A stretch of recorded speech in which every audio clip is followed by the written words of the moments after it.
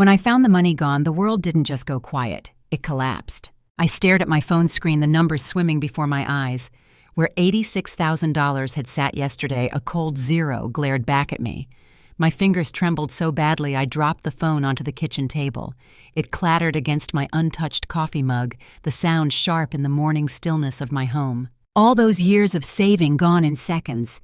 All those extra shifts at the hospital, the vacations never taken, the dresses never bought, the small pleasures denied so we could put something aside. All of it vanished as if it had never existed. The sunlight crept across my kitchen floor, slow and golden, but I couldn't feel its warmth. My house suddenly felt like a stranger's place. Every photo on the wall seemed to stare back at me like a witness to my own humiliation. For a long time I didn't move. I just breathed in, out and out, trying to keep myself from falling apart.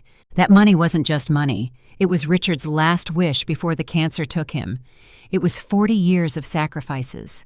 And now it was gone. Richard and I had built our life in this modest house on Magnolia Street in a historically black neighborhood in Atlanta where families had put down roots for generations. I still remember the day we bought it, Richard, grinning ear to ear as he carried me over the threshold, both of us laughing because he'd nearly tripped on the porch steps. "This is ours, Ellie," he'd whispered, his voice full of wonder and pride. "Nobody can take this from us." We had met in our 20s when I was fresh out of nursing school, and Richard was working at the post office. Not glamorous jobs, but honest work that let us hold our heads high. When Michael came along 3 years later, our little family felt complete. I spent 35 years as a pediatric nurse rocking other people's babies through fevers and pain, while Richard worked his way up to postmaster. We weren't rich by any measure, but we had enough. We had each other. Then the cancer came swift and merciless when Richard was only 62. I still remember the oncologist's face when he showed us the scans, how he couldn't quite meet our eyes when he said stage 4. 6 months they gave us. Richard held on for 8 stubborn until the end. Those final days in our bedroom with the hospice nurse visiting daily, Richard worried more about me than himself. His body had betrayed him, but his mind stayed sharp until the very end. "Promise me you'll take care of yourself, Ellie," he'd whispered one night, his hand in mine so thin I could feel each bone. "Don't let anyone take advantage of your good heart." I'd nodded, trying to hold back tears. "I promise." The morning after he passed, I found an envelope in his nightstand drawer with my name written in his shaky handwriting. Inside was a bank statement showing an account I didn't know existed with nearly $40,000 saved. A note inside read, "My dignity fund for you so you never have to depend on anyone. I've been putting aside a little each month for 20 years. Live well, my love." That Richard had been secretly saving all those years nickels and dimes from his paycheck, planning for a future he wouldn't share with me. It broke my heart and healed it simultaneously. I added my own savings to his over the 5 years since his passing, building it to $86,000. Not a fortune, but enough to ensure I wouldn't burden Michael as I aged, enough to give me choices. And now it was gone. The phone rang, startling me from my stupor. I almost didn't answer, but something in my chest told me I should. The caller ID showed First Community Bank. "Hello?" My voice sounded strange to my own ears, distant and hollow. "Mrs. Freeman, this is Marcus Lewis from First Community Bank. I'm calling because there appears to be some unusual activity on your account." I had known Marcus for years. He'd helped Richard and me set up our first joint checking account, had guided us through our mortgage refinancing, had even attended Richard's funeral. His voice now was professionally concerned, but I could hear the personal worry underneath. "Yes, Mr. Lewis, I've just seen it. All my money is gone." He paused. "I wanted to confirm something else, Mrs. Freeman. Did you authorize the joint account access that was added to your accounts last week?" My heart dropped further if that was possible. "What joint access?" "According to our records, you added your son Michael and his wife Vanessa as authorized users on your accounts last Wednesday. The request came through our mobile app, verified with your password and security questions. Last Wednesday, the day Michael had come over saying he would help me with my banking app because I was having trouble logging in. He had taken my phone, typed in things I couldn't see, then handed it back with a smile, saying he'd updated everything for me. "I did not authorize that," I said, my voice suddenly firm. "My son had my phone that day. He said he was updating my apps." Marcus was quiet for a moment. When he spoke again, his voice had changed from professional to personal. "Mrs. Freeman, I'm so sorry. I was afraid of that. This is why I called rather than simply sending an automated alert. The transfers were made yesterday evening. All funds moved to an account at Southeastern Bank under both their names. My mind raced. Michael and Vanessa, my son and his wife of 5 years. The boy I had raised alone after Richard died when Michael was just 21. The boy who had once brought me dandelions clutched in his small fist, who had cried against my shoulder when his first girlfriend broke his heart, who had stood tall and stoic beside me at his father's funeral. And Vanessa with her sleek dark hair and designer clothes, always smiling that polite plastic smile. When they'd first started dating, I had been thrilled to see Michael happy again after losing his father. But over the years, something had shifted. Vanessa had isolated him from his old friends. She had rolled her eyes when he mentioned visiting me. She had pushed him to spend beyond their means. The money was moved in 3 separate transactions, Marcus continued. As a precaution, I've already flagged this as potentially fraudulent activity and placed a freeze on any further withdrawals. We can begin an investigation immediately. Can you reverse the transfers? I asked, hope flickering faintly. We can try Mrs. Freeman, but I must be honest with you. Since the transfers were made using valid credentials and security verification, and to accounts with your son's name on them, it may be complicated. This is why I wanted to speak with you directly.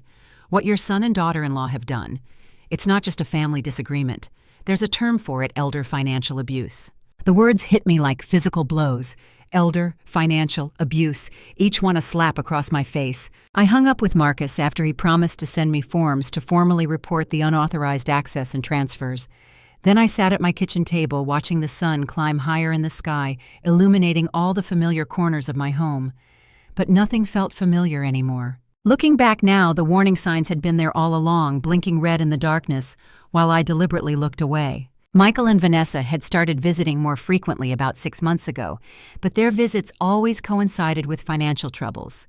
Vanessa's car needed repairs, the roof was leaking, property taxes were due. Each time I'd written a check grateful for their company and happy to help. When they did visit, Vanessa would inspect my house with narrowed eyes. "Eleanor, don't you think this place is getting to be too much for you to manage?" She'd ask, her voice sweet with concern, while her eyes calculated square footage and property values. Michael had lost his job at the accounting firm 3 months ago. Something about restructuring, he'd said vaguely. Since then, he'd been doing freelance work, but Vanessa's shopping habits hadn't changed. Her wrists jingled with new bracelets, while she complained about tightening their belts.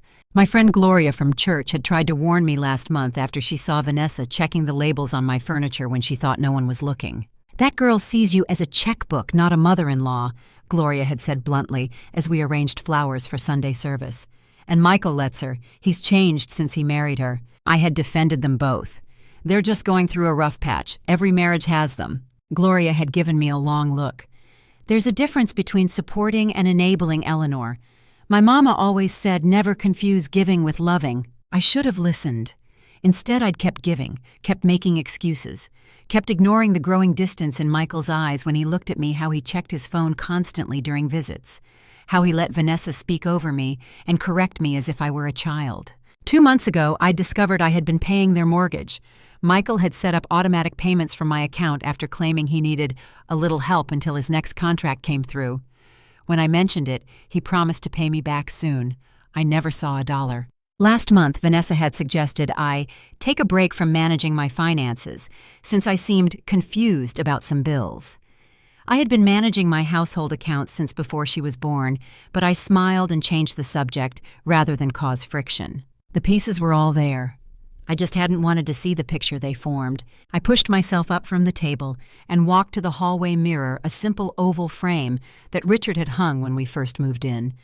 The woman staring back at me wasn't the same person who had woken up this morning. Her eyes were harder, her mouth set in a determined line. I studied my reflection, the silver threading through my dark hair, the lines etched around my eyes and mouth, hands that had soothed countless children through pain and fear, shoulders that had carried the weight of single motherhood, legs that had stood for 12-hour shifts and still found the energy to dance in the kitchen with Richard on Saturday nights. I was not fragile, I was not naive, I was not broken. My father's voice came to me suddenly clear, as if he were standing beside me. Daddy had worked as a janitor at the county courthouse for 40 years, head always high despite the slights and indignities of being a black man in the segregated South. "Nobody can take your dignity unless you hand it to them first," he used to tell me. And once you give it away, it's the hardest thing in the world to get back. I had a choice to make. I could call the police, report my own son for theft. I could tear what remained of our family apart in public, airing our pain for all to see. Or I could handle this my way, quietly but firmly reclaiming what was mine without involving the law. I looked at my hands. Dark, wrinkled, strong hands that had comforted dying patients, raised a son alone, built a home from nothing. These hands had built his life. Now they would rebuild mine. They thought age had made me weak. They thought kindness had made me blind.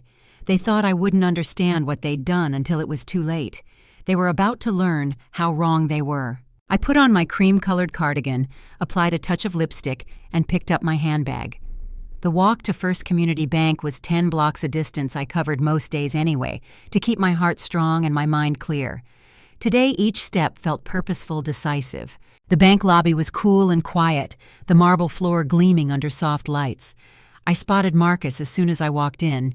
He was in his 50s now, hair graying at the temples, but his smile was the same one that had reassured a young couple taking out their first mortgage 30 years ago. "Mrs. Freeman," he said, coming around his desk to greet me.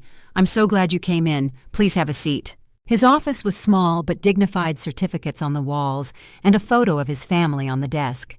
He closed the door and sat across from me, his expression gentle but serious. "I've pulled all the records of the account activity," he said, sliding a folder toward me. "Everything is documented here. The app login, the authorization, additions, the transfers, all with timestamps." I opened the folder and forced myself to look at the evidence of my son's betrayal. Each page was another knife in my heart, but I kept my face composed as I turned them one by one. "There's something else you should know," Marcus said quietly. "There have been smaller transfers over the past 3 months, 200 here, 500 there, usually after your regular deposits. I believe they were testing the waters, so to speak." I wasn't surprised, not really. It was the calculated nature of it that stung the most. This wasn't a moment of desperation. This was a campaign planned and executed over months. "What are my options, Marcus?" I asked, closing the folder. "I've already initiated a fraud investigation. We've frozen all your accounts temporarily and revoked the authorizations they added. I've also flagged their names in our system." He leaned forward. "Mrs. Freeman, I strongly recommend you consider filing a police report. What they did wasn't just immoral. It was illegal." The word hung in the air between us. Illegal. My son, Richard's son, had committed a crime against me. The thought made my chest tighten. "Let me think about that part," I said. "For now, I want new accounts, new cards, new everything." Marcus nodded, understanding in his eyes. "Of course, we can do that right now. And Mrs. Freeman, there's one more thing." He pulled another paper from his desk drawer. "Yesterday afternoon, before the main transfers, there was an attempt to access your retirement accounts as well. It was flagged by our security system because retirement accounts require additional verification. The request was denied, but they tried." I felt a chill run through me. They hadn't just taken my savings. They had tried to take everything. "Thank you for telling me," I managed to say. "You should know. This happens more often than people realize. Family financial abuse is unfortunately common, especially with older adults. You're not alone, and you've done nothing wrong by trusting your son." I appreciated his kindness, but I knew better. I had ignored warnings. I had enabled behaviors. I had confused giving with loving. Those were my mistakes to own. We spent the next hour creating new accounts, ordering new cards, setting up alerts for any unusual activity. When we finished, Marcus walked me to the door. "Mrs. Freeman," he said quietly, "whatever you decide about involving the authorities, know that we stand with you. And if you need someone to talk to who understands, my mother had a similar experience with my sister a few years ago. She attends a support group at Glenwood Community Center on Thursday evenings. You might find it helpful." I thanked him and stepped back into the warm afternoon sun, feeling both lighter and heavier than when I had arrived. In my purse were new account details, fraud report forms, and a pamphlet titled "Recognizing and Responding to Elder Financial Abuse." The words still made me flinch, but I couldn't deny their accuracy. As I walked home, I thought about what came next. Michael and Vanessa would discover the frozen accounts soon. They would realize their access had been revoked. They would know I knew. What would they do then? Come to explain? Try to justify their actions? Avoid me entirely? Each possibility tightened the knot in my stomach. I was nearly home when I saw their car parked in my driveway, a sleek black sedan that cost more than Richard had made in a year. Through the front window, I could see them sitting in my living room waiting. I paused on the sidewalk, observing them unnoticed. Vanessa was checking her watch, impatient. Michael was hunched forward, elbows on knees, tension visible even from a distance. They had used their key to enter without permission. Another boundary crossed. I stood there watching them in my home and felt a strange calm settle over me. This confrontation was inevitable. Better to have it on my terms in my space with my newfound clarity. I let them in, not because I wanted reconciliation, but because I needed to look betrayal in the face. The look of surprise when I opened my own front door told me they had expected to ambush me. Vanessa recovered quickly, her face arranging itself into an expression of concern. "Eleanor, we've been so worried about you," she exclaimed, moving as if to hug me before something in my expression stopped her. Michael stood more slowly, his eyes unable to meet mine. "Mom, we need to talk." "Yes," I agreed, setting my purse down carefully on the entryway table. "We certainly do." I didn't offer them refreshments. I didn't ask about their day. I simply sat in Richard's old armchair and waited, hands folded in my lap, back straight. Vanessa spoke first, her voice practicing the gentle tone one might use with a confused child. "Eleanor, we noticed some unusual activity with your accounts. We were concerned that you might have been scammed, so we transferred the funds somewhere safe until we could talk to you." The lie was so smooth, so practiced, I almost admired her skill. Almost. "Safe," I repeated, "to your personal account at another bank." Michael shifted uncomfortably. "Mom, we've been worried about you lately. You seem confused about money sometimes. We just wanted to protect you." Another carefully chosen word. Confused.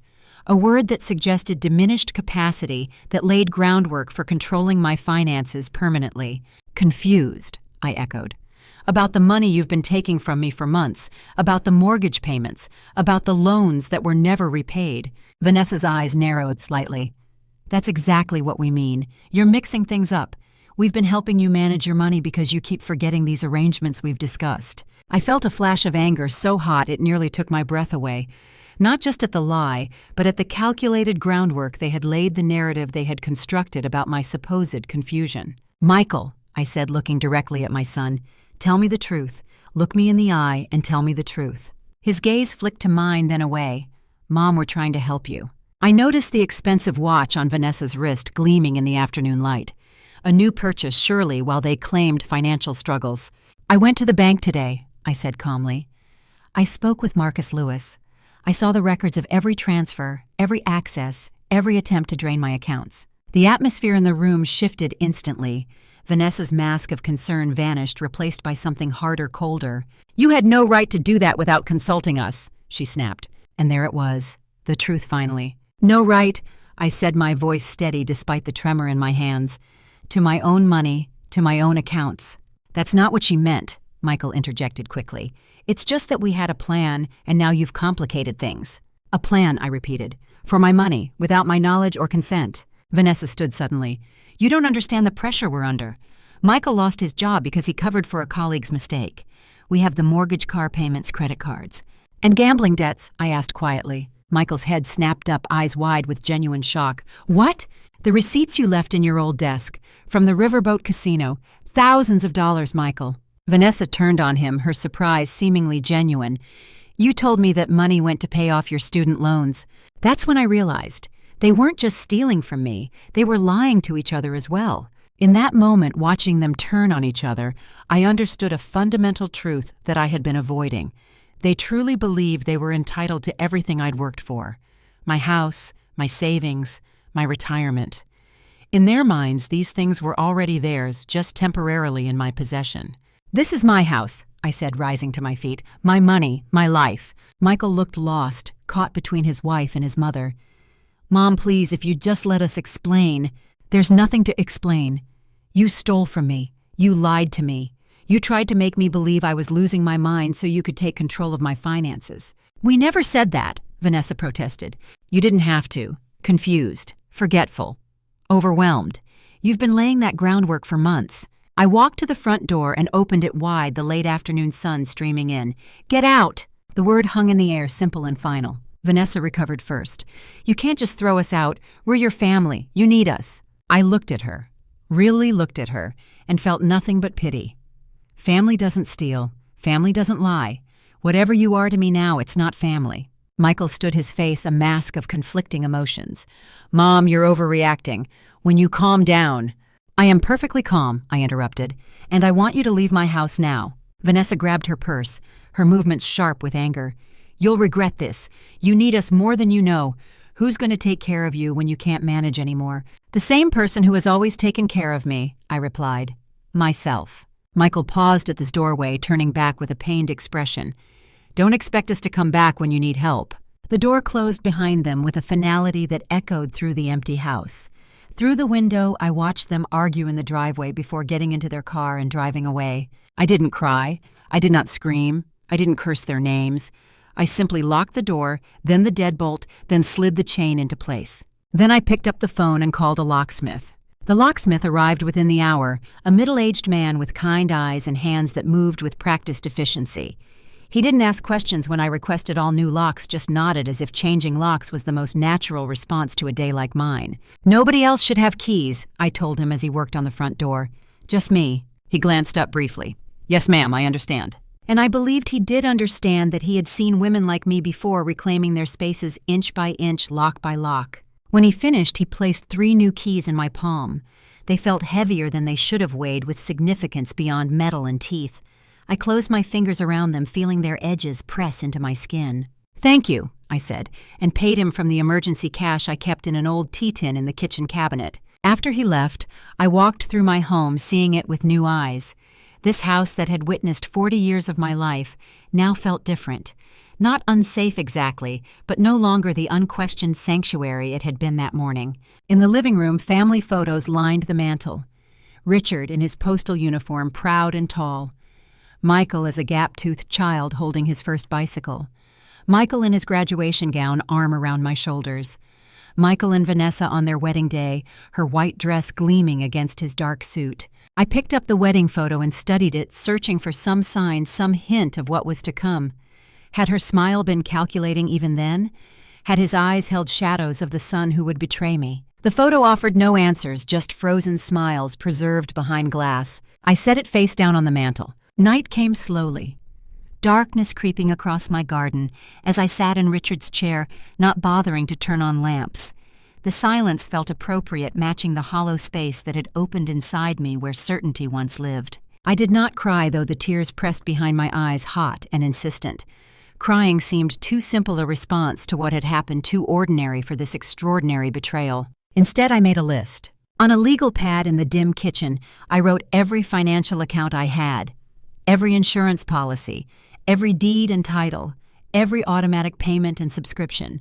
My entire financial life reduced to ink on yellow paper. Next, I listed every item Michael and Vanessa had borrowed over the years and never returned. The silver serving tray from Richard's mother. The leather-bound first edition of Maya Angelou that had been a retirement gift from my nursing colleagues. The pearl earrings Richard had given me on our 25th anniversary, which Vanessa had accidentally taken home after trying them on. The list grew longer, extending beyond objects to less tangible things. My confidence in managing my own affairs, my trust in my son's character, my belief that family meant safety. I did not sleep that night. The bed felt too large, the house too quiet. Instead, I sat in my garden as the sky lightened from black to deep blue to pale gold. Richard had planted roses here, their scent wrapping around me like a memory of his embrace. "What would you do, Richard?" I whispered to the dawn. The roses offered no answer, just silent blooms turning their faces to the new day. By the time the sun had fully risen, I knew my next step. I called Josephine.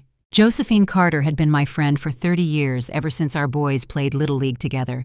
We had supported each other through divorces, hers widowhood, mine health scares, and life's endless small triumphs and defeats. Before retiring, she had worked as a legal secretary for one of Atlanta's oldest law firms. "Eleanor, child, you sound terrible. What's happened?" Her voice was warm with concern, familiar as my own heartbeat. "I need your help, Joe, and I need your discretion." "You have both, always." I told her everything, my voice steady despite the pain beneath the words. She listened without interrupting, though I heard her sharp intake of breath when I mentioned the amount stolen. Those ungrateful, conniving— She stopped herself. "I'm sorry, that's not helpful right now." "It's accurate, though," I said, allowing myself the smallest smile. "Come to my house this afternoon," Josephine said firmly. 2:00. My niece Angela will be here. She's an attorney specializing in elder law. And don't you dare feel embarrassed about this, Eleanor Freeman. This happens to smart, capable people every day. Elder law. I repeated the term, still chafing against my self-image. "Yes, elder law," Josephine said, her tone brooking no argument. "We're elders, sugar, respected, wise, and sometimes targeted because of it. Angela will help you understand your options." I spent the morning gathering documents, bank statements, property deeds, insurance policies, my will unchanged since Richard died. All the paper trail of a life carefully built and maintained. Josephine lived in Candler Park, her craftsman home meticulous as always, flower boxes spilling bright blooms beneath every window. She embraced me tightly when she opened the door, her familiar scent of vanilla and cinnamon wrapping around me. "You look like you haven't slept," she murmured.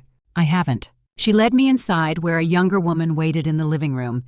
Angela Carter was in her early 40s, with her aunt's same warm brown eyes and no-nonsense demeanor, though her business suit and carefully straightened hair spoke of a different generation. "Mrs. Freeman," she said, standing to shake my hand, "I wish we were meeting under better circumstances." "Please call me Eleanor," I replied. "And yes, so do I." We sat around Josephine's dining table, my documents spread between us like the pieces of a painful puzzle. Angela reviewed them methodically, asking occasional questions in a gentle but direct manner. "This happens more than you'd think," she said after I'd finished my account. "But most people never fight back like you're doing." I felt a spark of something like pride ignite within me. I wasn't raised to be a victim. Angela nodded. "Good. That makes what comes next easier. We need to document everything systematically. Timeline of events, records of unauthorized access, history of manipulative behavior." She pulled out a yellow legal pad, much like the one I'd used for my lists the night before. "Start from the beginning. When did you first notice changes in your son's behavior? When did he and Vanessa begin asking for financial help? Be as specific as possible about dates, amounts, and exactly what was said." For the next 2 hours, we reconstructed the slow erosion of boundaries that had led to the theft. Each small incident seemed insignificant in isolation, but together they formed a pattern so clear I wondered how I had missed it. "It's like watching a magic trick," Josephine said softly. "They want you looking at one hand while the other is picking your pocket." Angela's expression remained professional, but her eyes reflected anger on my behalf. "What they've done constitutes elder financial abuse under Georgia law. You have options, including criminal charges." I flinched at the word criminal. Despite everything, the thought of my son in handcuffs made my heart constrict. "What else can I do?" I asked. "We can pursue civil remedies. Sue for the return of your funds plus damages. Less immediate than criminal charges, but potentially more effective for recovery." Angela made notes as she spoke. "In the meantime, we need to protect you from further exploitation." She outlined immediate steps: financial power of attorney documents, naming someone I trusted completely, medical directives, a new will, credit freezes at all major bureaus. "And one more thing," Angela added, her expression grave. "We should discuss a guardianship block." "A what?" I asked. "A document filed with the court stating that you are mentally competent and naming who you would want as a guardian if you ever become incapacitated. It also explicitly states who should not be given guardianship over you." The implication hit me like a physical blow. "You think they might try to have me declared incompetent to take control of my affairs that way?" Angela's silence was answer enough. "It happens," Josephine said quietly. "When the direct approach fails, some people try to declare their elderly relatives incompetent to gain control of their assets. Based on what you've told me about Vanessa's repeated comments about your confusion or forgetfulness, it's a real concern," Angela confirmed. "They were laying groundwork, Eleanor, creating a narrative of diminished capacity." I remembered all the times Vanessa had corrected my recollections in front of others, all the times she'd said with exaggerated patience, "No, Eleanor, we discussed this last week, remember?" When we had discussed no such thing. Michael's concerned glances, his suggestions that perhaps I should take it easy and let them handle things. "What do I need to do?" I asked, my voice hardening with resolve. "First, a medical evaluation establishing your cognitive soundness. I can refer you to a geriatric specialist who does competency evaluations. Then we file the guardianship block naming someone other than Michael as your preferred guardian, should it ever become necessary. Josephine, I said, immediately reaching for my friend's hand. Of course, Josephine replied, squeezing my fingers.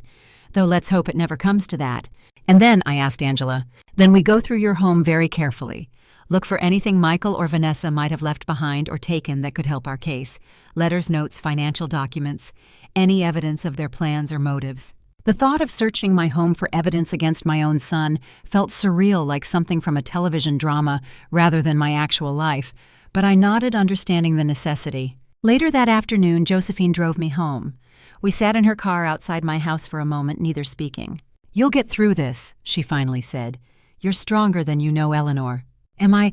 I didn't see what was happening right in front of me for months. Because you chose to believe the best about your son. That's not weakness, that's love. She turned to face me. But love doesn't mean you let them keep hurting you. Inside my house felt both familiar and strange comfort and betrayal woven into the very walls. Josephine and I moved methodically from room to room, checking drawers, closets, shelves. In the spare bedroom that had once been Michael's, we found a box of his old things untouched since he moved out. Among school trophies and yearbooks, I found a stack of gambling receipts from riverboat casinos along the Mississippi dating back several years. Some showed winnings, but more showed substantial losses. 5,000 here, 8,000 there, amounts that explained the constant financial emergencies, the loans that were never repaid. Michael has a gambling problem, I said softly, the receipts trembling in my hands. Josephine examined them. Looks like it started before he even met Vanessa. The discovery shifted something in my understanding, adding complexity to a situation I had tried to simplify into victim and villain. My son's betrayal hadn't sprung from nowhere. It had roots in his own demons, his own failures and addictions. It didn't excuse what he had done, but it helped me make sense of it. In his old desk, we found more evidence. Payday loan documents with exorbitant interest rates, a threatening letter from a credit card company, and buried beneath these a small USB drive I didn't recognize. We should check what's on this, Josephine said, holding up the drive. My ancient desktop computer hummed to life reluctantly. When we plugged in the USB, it contained a single folder labeled Mom. Inside were scanned documents, my birth certificate, my Social Security card, pages from my medical records from a checkup last year, and a draft document titled Guardianship Petition. My hands went cold as I opened it. There it was in black and white, a petition to have me declared mentally incompetent, unable to manage my own affairs.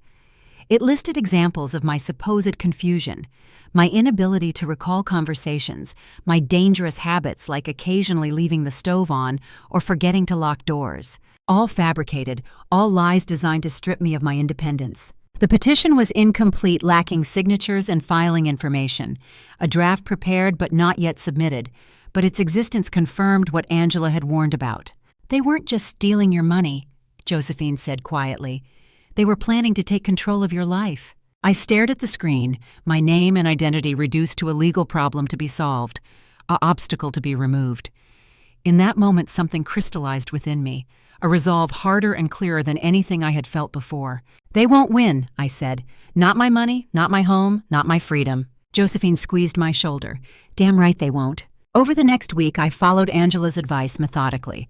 I had a comprehensive cognitive assessment done by a respected geriatric neurologist who documented that I was entirely competent with no signs of cognitive decline beyond normal aging.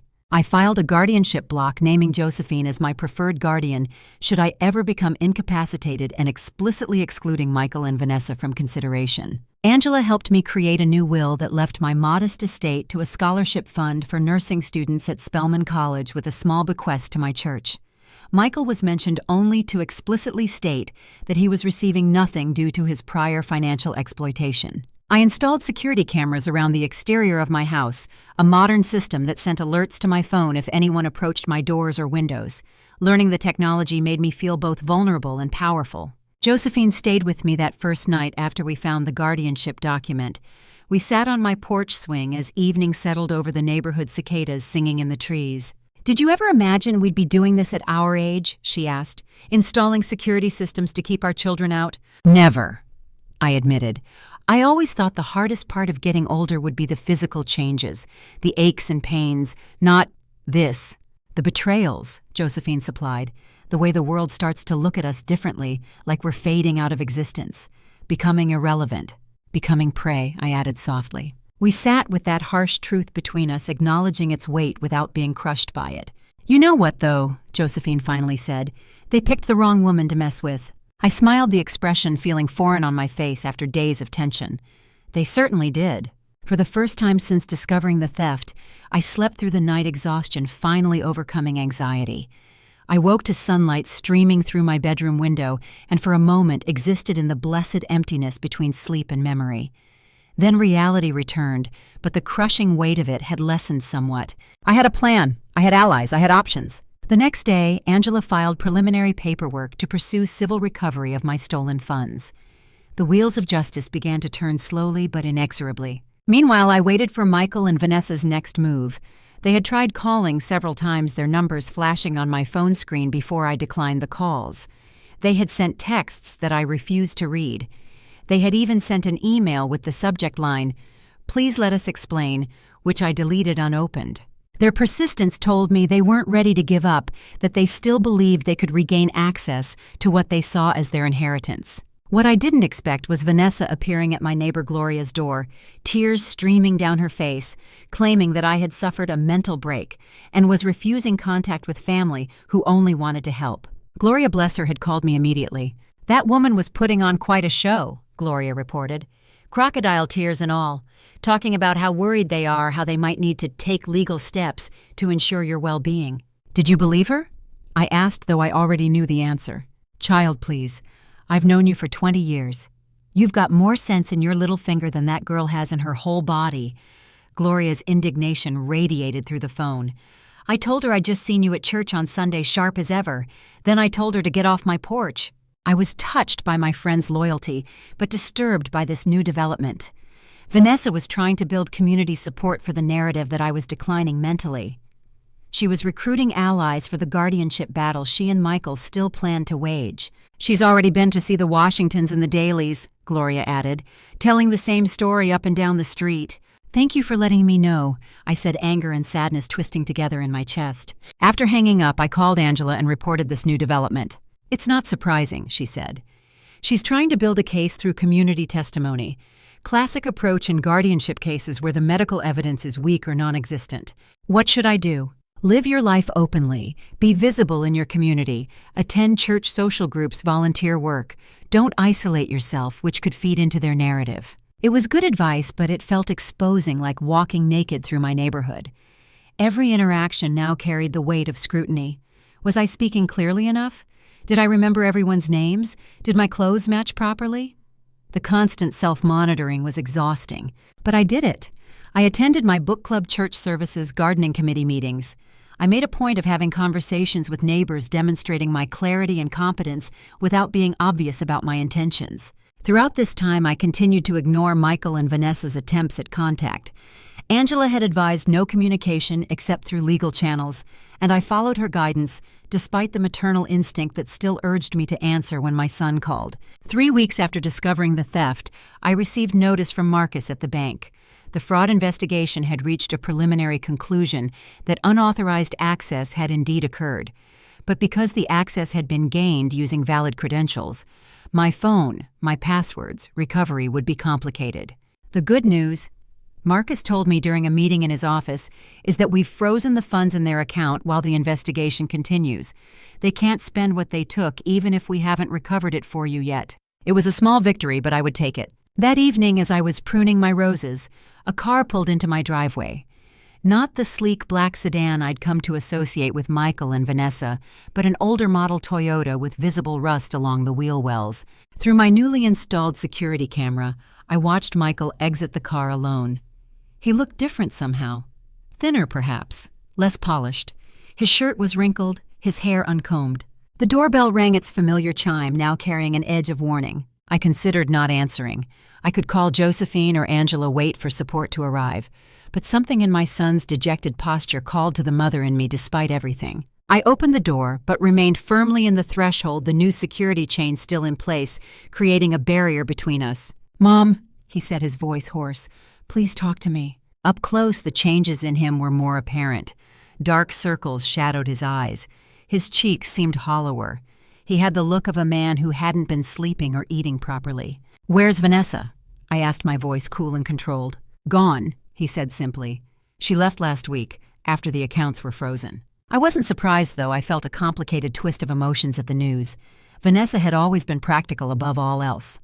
A husband with no access to funds under investigation for fraud was no longer an asset worth maintaining.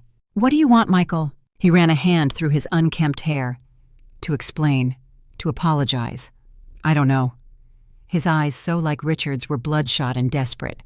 "To tell you she's been spreading lies about you all over the neighborhood, but I refuse to go along with it anymore." I studied my son, trying to see beyond the man to the boy I had raised. Was this genuine remorse or another manipulation? The maternal heart wanted to believe the former, but experience now counseled caution. "Mom, I need to tell you something," he continued when I didn't respond. "Something I should have told you years ago." I waited, not making it easier for him. "I have a gambling problem," he said, the words coming out in a rush. "It started after Dad died. The riverboats down on the Mississippi. At first it was just weekends blowing off steam. Then it became more." The confirmation of what I'd already discovered didn't surprise me, but hearing him admit it stirred something in my chest. I started losing more than I could afford, taking out payday loans, maxing out credit cards. When I met Vanessa, I was already in deep. "Did she know?" I asked. "Not at first. Then she found out, and I thought she was going to leave me. But instead she—" He paused, swallowing hard. "She said she could help me manage it, that together we could fix my finances." "By stealing from me," I supplied, my voice hard. Michael flinched. "It wasn't supposed to be like that. At first we just borrowed a little here and there with every intention of paying it back. But the debts kept growing. The interest rates on those payday loans are criminal. And Vanessa, she got used to a certain lifestyle. So you decided my savings were the solution." He couldn't meet my eyes. "It was Vanessa's idea to transfer everything at once. She said it was better to ask forgiveness than permission, that you'd understand once we explained. And the guardianship petition was that her idea too." His head snapped up, genuine shock in his eyes. "The what?" "The legal document I found on your USB drive. The one detailing my supposed mental decline and requesting that you be named my guardian." Michael's face drained of color. I never. That was all Vanessa. She said it was just a precaution in case you tried to report us for the transfers. I never thought she'd actually file it." I wanted to believe him. The mother in me desperately wanted to see my son as another victim of Vanessa's manipulation rather than an equal participant in the betrayal. "She's been telling everyone you're having mental episodes," Michael continued, "that you're paranoid, refusing family contact. She even tried to get me to lie to your doctor about incidents that never happened." "And did you?" I demanded. "No," he whispered. "That's where I finally drew the line. That's when she left." I studied him through the gap in the door, this broken version of my son. He looked smaller, somehow diminished by his confessions. The hurt was still there, raw and pulsing beneath my ribs, but it was joined now by something else, a complicated pity. "I've lost everything, Mom," he said, his voice breaking. "My marriage, my home, my job. They fired me when the bank investigation flagged potential fraud, but losing your trust hurts the most." A tear tracked down his cheek, and my hand instinctively moved to wipe it away before I caught myself. The chain remained between us, both physical barrier and symbol of what had been broken. "I don't expect forgiveness," he continued. "I just needed you to know it was me who failed, not you. You were right to cut me off, right to protect yourself." The silence stretched between us, filled with all the things neither of us knew how to say. The betrayal still stood a mountain between us that could not be climbed in a single conversation. "Are you getting help?" I finally asked. "For the gambling." He nodded. "Started Gamblers Anonymous last week. Found a therapist who works on sliding scale since I don't have insurance anymore." "Where are you staying?" "Friend's couch, gym from college. It's temporary, but it's something." I nodded, processing this information. Part of me wanted to open the door, invite him in, make him a meal like I had thousands of times before. But the wiser part, the part that had been forged in the fire of his betrayal, held firm. "I can't trust you right now, Michael," I said gently but firmly. "Maybe someday, but not today." He nodded acceptance in his posture. "I understand. Are you safe? Do you have enough to eat?" A ghost of a smile touched his lips. "Still worried about me even now?" "I'm your mother. That doesn't change even when everything else has." I'm okay. Jim's been good to me. I've got some leads on jobs. He stepped back from the door. I just wanted you to know the truth, all of it, and that I'm so sorry, Mom, so damn sorry. I watched him walk back to the borrowed car, shoulders hunched against a weight I couldn't lift for him. This time I felt no urge to call him back. Some journeys had to be walked alone. His recovery was his responsibility, just as my healing was mine. As his car pulled away, I leaned against the closed door, emotions churning like a storm inside me. Relief that he had admitted his wrongs. Anger that it had taken losing everything for him to find honesty. Hope that he was seeking help. Fear that he might relapse. Love complicated but enduring. Pain that might never fully heal. I allowed myself finally to cry. Not the helpless tears of a victim, but the complex tears of a woman acknowledging both loss and possibility. The relationship I had with my son would never be what it was before. But perhaps someday we might build something new from the ashes of what was destroyed. The next morning I woke with a sense of purpose that had been absent since the discovery of the theft. Michael's confession had not erased the betrayal, but it had shifted something within me. I was ready to move beyond reaction into action. I remembered what Marcus had mentioned about his mother attending a support group for financial abuse survivors at Glenwood Community Center. Without overthinking it, I found the information online and noted that they met Thursday evenings at 7. It was Thursday, I would go. That afternoon, I received a call from Angela. The civil case was proceeding with a hearing date set for the following month. The bank investigation had produced enough evidence to pursue both recovery of funds and potential criminal charges, though the latter would be my decision. "Have you heard from either of them?" Angela asked. "Michael came by yesterday, alone." I recounted our conversation, his admission about the gambling addiction. Vanessa's departure, his claim that he had not known about the guardianship petition. Angela listened carefully. "It's a common pattern," she said when I finished. "When these situations fall apart sometimes, one partner tries to shift all blame to the other. I'm not saying he's lying necessarily, but be cautious about accepting his version entirely." "I'm keeping my distance," I assured her, "but I believe at least part of what he told me, about the gambling especially. That tracks with the financial evidence we've gathered. The question remains, what do you want to happen now? We can pursue full criminal charges against both of them, or we can focus on civil recovery with less severe consequences." I considered this. The thought of Michael in handcuffs in a courtroom in a jail cell still made my heart contract painfully. "Let me think about it," I said. "I'll let you know after the support group tonight." The Glenwood Community Center was a modest brick building near the public library, its parking lot half empty when I arrived that evening. I sat in my car for several minutes, doubt suddenly flooding me. What was I doing here? Would sharing my pain with strangers help anything? Would they judge me for not seeing what was happening under my own roof? Finally, I gathered my courage and walked inside. A handwritten sign directed me to room 107, where a circle of chairs was arranged around a small table bearing a coffee urn and a plate of cookies. About 8 women were already seated, ranging in age from perhaps 60 to well into their 80s. Their faces turned to me as I entered, expressions welcoming rather than pitying. A tall, elegant woman with silver hair approached me, hand extended. "Welcome," she said warmly. "I'm Patricia. Is this your first time joining us?" I nodded, suddenly unable to find my voice. "We're glad you're here," she said simply. "No one has to share until they're ready. You can just listen tonight if you prefer." I took a seat in the circle, accepting a cup of lukewarm coffee more for something to hold than from any desire to drink it. Patricia briefly explained the group's purpose and guidelines: confidentiality, respect, no advice, unless requested, no judgment. One by one, the women shared updates on their situations. A recently widowed woman whose stepson had drained her checking account. A grandmother whose grandson had stolen her identity to open credit cards. A retired teacher whose nephew had convinced her to sign over her house, then tried to force her into a nursing home. Each story contained elements that resonated with my own experience, creating a strange harmony of betrayal and resilience. These women had all been targeted by those they should have been able to trust implicitly. All had discovered reserves of strength they hadn't known they possessed. When my turn came, I surprised myself by speaking. "My name is Eleanor," I began, my voice steadier than I expected.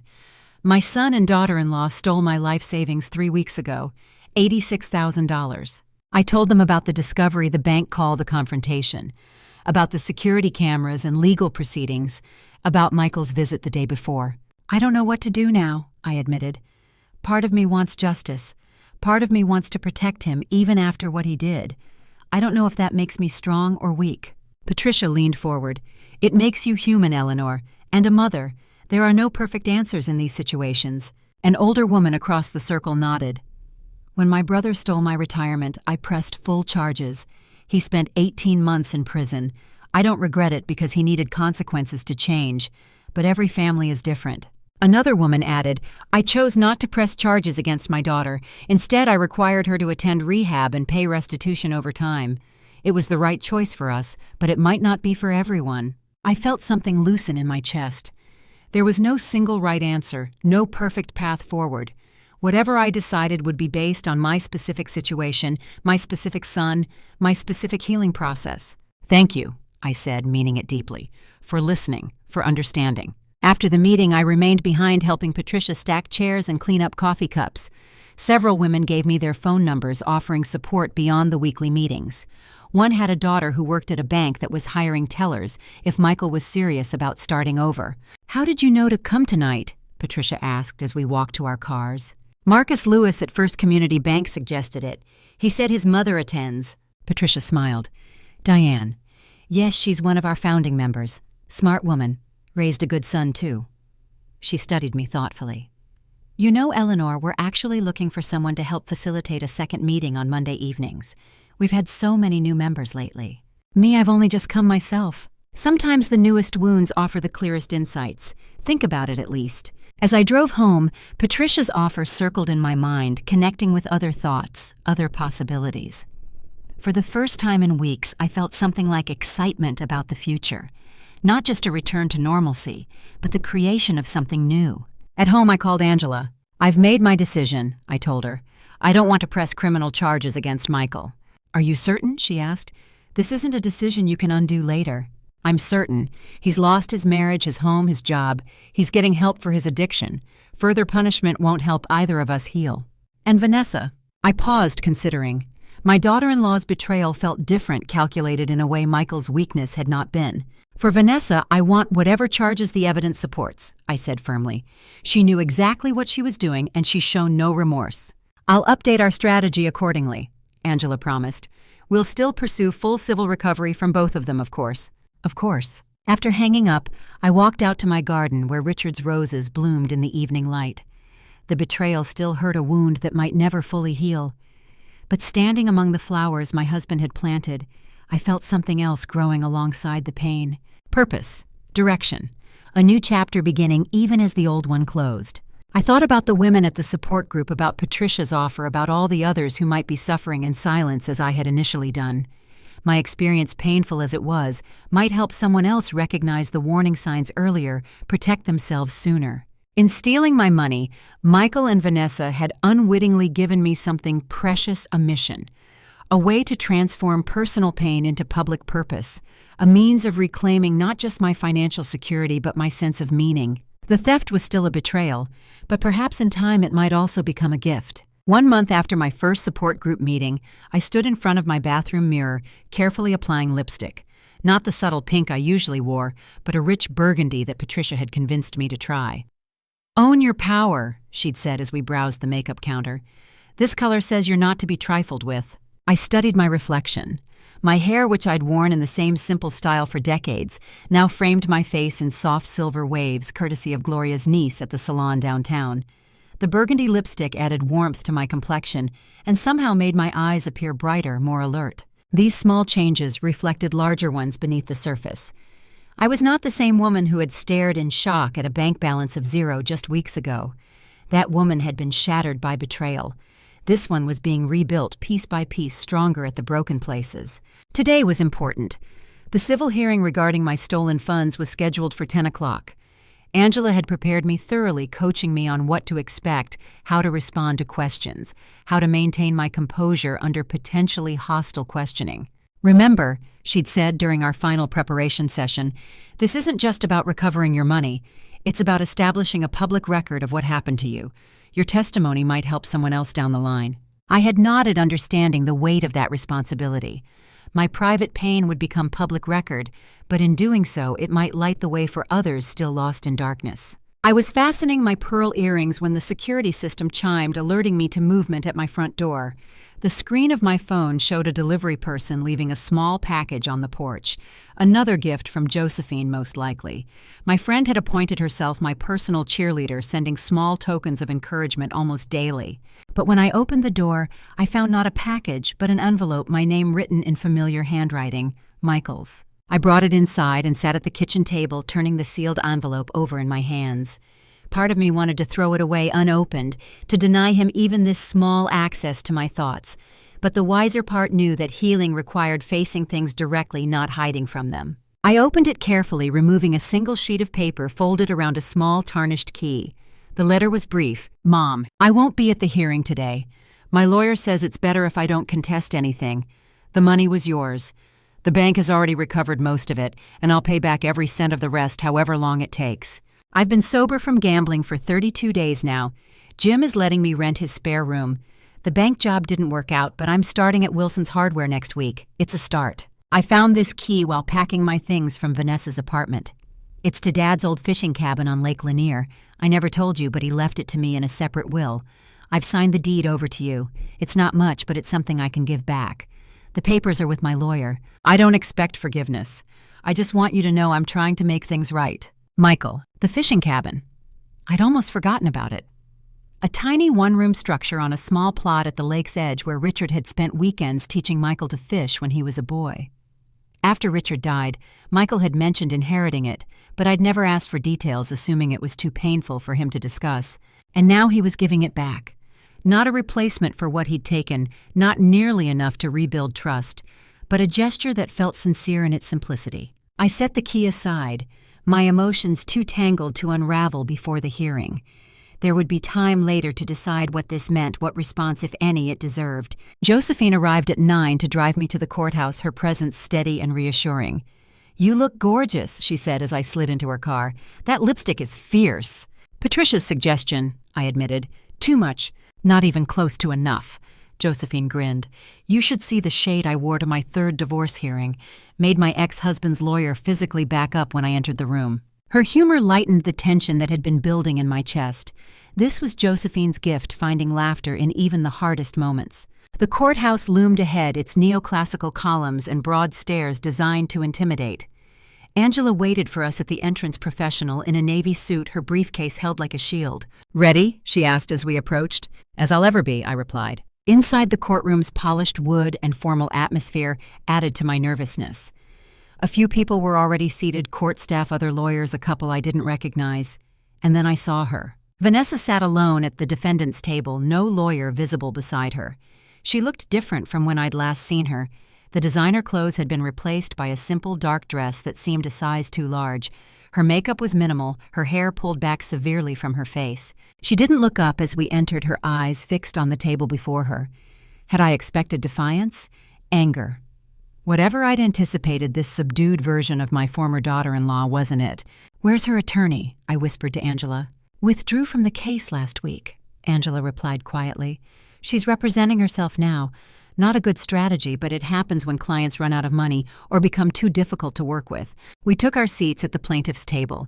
I kept my eyes forward, though I could feel Vanessa's gaze finally turning toward me. The weight of her attention felt like a physical pressure against my skin. The judge entered, a woman perhaps a decade older than me, with steel-rimmed glasses and an expression that suggested she'd seen every human drama possible from her bench. "Case number 2415B, Freeman v. Washington and Freeman," the clerk announced. What followed was less dramatic than television had led me to expect. No shouting, no dramatic revelations, just the methodical presentation of evidence. Angela outlined the unauthorized access to my accounts, the transfers, the evidence of prior small withdrawals, and the attempt to access my retirement funds. When it was Vanessa's turn to respond, she rose slowly. "Your Honor, I don't contest the transfers," she said, her voice smaller than I remembered. "The money has already been returned to Mrs. Freeman's accounts. I'm prepared to accept whatever penalties the court deems appropriate." The judge studied her over her glasses. "Ms. Washington, are you aware that financial elder abuse carries potential criminal penalties in this state?" Vanessa nodded. "Yes, Your Honor." "And you are choosing to admit liability here today. Yes, Your Honor. Something didn't feel right. This capitulation wasn't the Vanessa I knew, the woman who had plotted and manipulated with such determination. I leaned toward Angela, whispering my concerns. It could be a strategy, Angela whispered back, appearing remorseful to minimize damages, or what? Or something else has happened that we don't know about. The judge asked me to testify next. I approached the witness stand, was sworn in, and began answering Angela's carefully prepared questions. Yes, I had not authorized the transfers. No, I had never given them permission to access my accounts. Yes, I had documentation of smaller unauthorized withdrawals leading up to the main theft. Throughout my testimony, I did not look at Vanessa, focusing instead on Angela or the judge. But when Angela asked about the impact of the theft on my life, I found my eyes drawn unwillingly to my former daughter-in-law. It wasn't just money that was taken from me, I said, my voice steady despite the emotion behind it. It was my sense of security, my belief in family, my trust in my own judgment. Vanessa's shoulders hunched slightly, her eyes still downcast. Mrs. Freeman, the judge said, I understand from the filings that your son Michael Freeman is not present today. That's correct, Your Honor. He has chosen not to contest any part of this case. And the funds that were transferred, Angela responded, approximately $82,000 have already been recovered from the frozen accounts, Your Honor. The remaining balance of $4,000 is the subject of our restitution request, along with damages for emotional distress and legal fees. The judge nodded, making notes. When she looked up, her eyes were kind but firm. Ms. Washington, do you wish to cross-examine Mrs. Freeman? Vanessa shook her head. No, Your Honor. Do you wish to offer testimony yourself? A pause. Only that I'm sorry, Vanessa said quietly. It doesn't change anything, but I am sorry. The judge studied her thoughtfully before turning back to me. Mrs. Freeman, the court will order full restitution of the remaining funds plus reasonable legal fees. She paused. Regarding criminal charges, that would be a separate matter for the district attorney's office. Do you wish to pursue that avenue? The question, though expected, still caught in my chest. I had discussed this extensively with Angela, had made my decision regarding Michael. But Vanessa, I looked at her fully now, this woman who had come into my life through my son, who had smiled and called me mother, while systematically working to undermine me. She seemed diminished somehow, the shine of her ambition dulled by consequence. No, Your Honor, I said finally. I believe civil penalties are sufficient. The judge's eyebrows lifted slightly, but she nodded. Very well. In addition to restitution and legal fees, the court orders Ms. Washington to complete 100 hours of community service at a senior center to be designated by the court. Furthermore, a permanent restraining order is granted, prohibiting Ms. Washington from contacting Mrs. Freeman directly or indirectly, or from coming within 500 feet of her residence or place of worship. She struck her gavel once. We're adjourned. As we gathered our things to leave, Vanessa remained seated, staring into space. For a moment, I felt an unwelcome flicker of pity. Then I remembered the guardianship petition, the lies to my neighbors, the calculated erosion of my independence, and the pity hardened into something else. Not hatred exactly, but a firm boundary between her life and mine. Outside the courtroom, Angela smiled. That went as well as we could have hoped. The judge was clearly sympathetic to your position. Vanessa seemed different, I said. Josephine snorted. Amazing how remorseful people get when they're caught. Maybe, I conceded, but it felt like something more. As we walked toward the courthouse exit, I spotted a familiar figure waiting near the doors.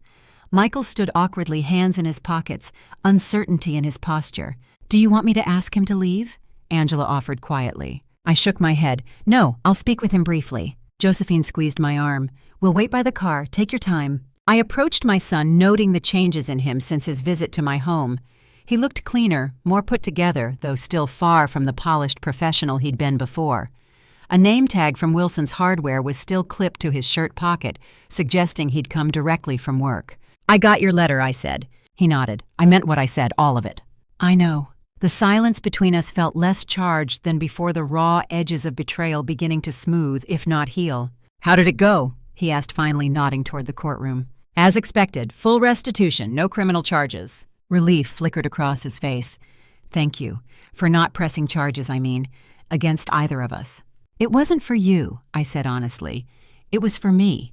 I don't need that kind of conflict in my life. He accepted this with a nod. Fair enough. Vanessa was there, I told him. She seemed subdued. A shadow crossed his face. She's been through some things. What kinds of things? He hesitated. It's not my place to say. But she's not the same person anymore, not that it excuses anything she did. I studied my son trying to reconcile the man before me with both the boy I'd raised and the thief who'd betrayed me. All three existed simultaneously, layers of the same person that I was only now learning to see clearly. "I need to get back to work," he said after a moment. "I just wanted to see that you were okay." "I am," I assured him. "Better than okay, actually." He smiled, a small but genuine expression. "I can tell. You look different, stronger." "I am," I repeated and felt the truth of it in my bones. As he turned to leave, I called after him. "Michael." He looked back. "Thank you for the cabin. I'll think about what to do with it."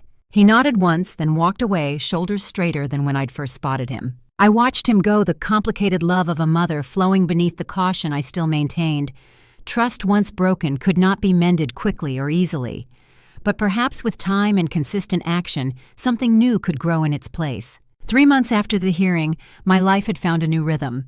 I had taken Patricia up on her offer to help facilitate the Monday evening support group, which had grown to 15 regular members. Word had spread through senior centers and church groups about a safe place to discuss financial exploitation and find resources for protection. The money had been fully restored to my accounts, though I no longer checked the balance obsessively as I had in those first anxious weeks. The security cameras remained on my house, not from fear now, but from a practical recognition that prevention was wiser than regret. Michael and I had established a cautious new relationship, meeting occasionally for coffee in public places. He was 4 months sober from gambling, attending meetings regularly, working steadily at the hardware store, and living simply in Jim's spare room. Our conversations were careful, honest, in a way they had never been before. We spoke of Richard sometimes, of memories previously too painful to revisit, of the gaps in our understanding of each other that had widened over the years. Of Vanessa we heard little. She had left Atlanta, according to Michael, moving back to her hometown in Tennessee. The restraining order remained in effect, though I no longer feared her return. Whatever ambition had driven her to target me seemed to have burned out, leaving only ashes. I had not yet visited the fishing cabin. The key Michael had returned to me sat in a drawer in my bedside table, waiting for a time when I felt ready to confront those memories. Richard had loved that tiny rustic space by the water. Perhaps someday I would find comfort in the same peace he had sought there. On a warm Saturday in late summer, I invited several women from the support group to my home for lunch in the garden. Patricia came along with Diane Lewis Marcus's mother, Ruth Chen, whose grandson had stolen her identity, and Althea Rodriguez, the retired teacher whose nephew had tried to force her into a nursing home. We sat beneath the shade of my old oak tree, the table set with Richard's mother's china glasses of sweet tea, sweating in the humidity. My roses bloomed abundantly around us, their scent mingling with the herbs from my small kitchen garden. "I still can't believe you got Judge Harmon for your case," Diane was saying. "That woman does not suffer fools. I would have paid good money to see your daughter-in-law face her." "Ex-daughter-in-law," I corrected gently. "The best kind," Althea laughed. "My nephew's wife still tries to invite me to holiday dinners like she didn't help him forge my signature on those property documents." "Have you gone?" Ruth asked. "Hell no," Althea replied, making us all laugh. "I spend my holidays in Boca Raton now, thank you very much. Found a senior travel group that knows how to celebrate." Patricia turned to me. "Eleanor, tell them about the program we're developing with the DA's office." I set down my glass. "It's still in the planning stages, but we're creating educational materials about financial exploitation targeted specifically at seniors. The district attorney wants to distribute them through community centers and medical offices." "And who's writing these materials?" Patricia prompted. "I am," I admitted, along with Angela Carter, the attorney who handled my case. Ruth reached over to squeeze my hand. "Look at you turning pain into purpose." The phrase resonated deeply. Pain into purpose. That was exactly what had happened, though I hadn't articulated it so clearly before. As we finished lunch and moved to the porch for coffee, the conversation turned to lighter topics. Ruth's new great-grandchild, Althea's pottery class, Diane's recent cruise with her husband, the ordinary joys of lives being lived fully despite past wounds. Later, after my guests had departed, I sat alone on the porch swing as twilight softened the garden's edges. A text message chimed on my phone. Michael sending a photo of a handmade bookshelf he'd completed for Jim's apartment, his first carpentry project since high school shop class. The craftsmanship was rough but earnest, like our healing relationship. I texted back a simple, beautiful work, and found that I meant it sincerely. As darkness settled fully over the neighborhood, I made a decision that had been forming gradually over recent weeks. I went inside, found the key to the fishing cabin, and placed it on the kitchen counter where I would see it in the morning.